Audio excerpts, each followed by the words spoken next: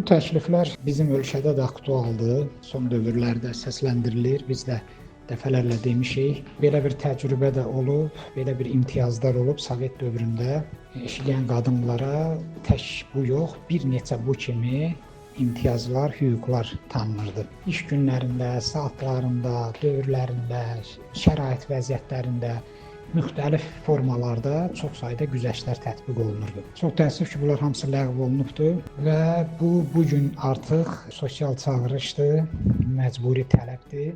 Çünki bunun ağır nəticələri olur. Bildiyimiz kimi son dövrlərdə işləyən qadınların sayı kəskin artıb, daha çox qadınlar işləyir müxtəlif iş sahələrində və paralel olaraq da bu ailələrdə ciddi problemlərə səbəb olur. Elə boşanmaların da, ailə münaqişələrinin də, baxımsız uşaqların da, tərbiyə verilə bilməyən uşaqların da səbəblərindən biri də budur.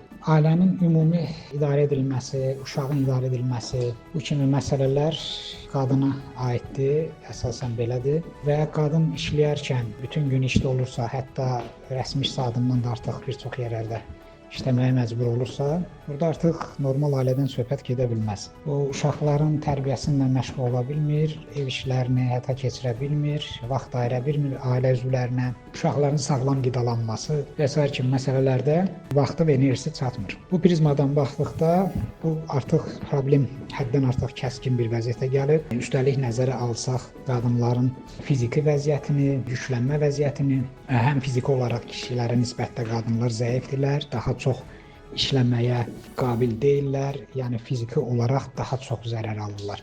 Çünki həm iş yerlərində işləməyə məcburdurlar, həm də evdə işləməyə məcburdurlar. Bu iki qat yüklənmə qadınların özlərinin sağlamlığı, fiziki, psixi sağlamlığı üçün çox ağır bir yükdür. Məcburi səbəbdən çoxları buna qatlanmalı olur. Bu halda da ailədə problem yaranır, uşaqlarda problem yaranır. Ona görə mütləq şəkildə bir çox güzəşt və imtiyazlar tətbiq olunmalıdır. Qadınlarla bağlı, qadınların işləməsi ilə bağlı. Minimum 2 saat. Daha az işləməlidirlər. Biz əgər sağlam cəmiyyət istəyiriksə, sağlam ailə, sağlam uşaqlar formalaşmasını istəyiriksə, mütləq şəkildə bu güzəştlər tətbiq olunmalıdır.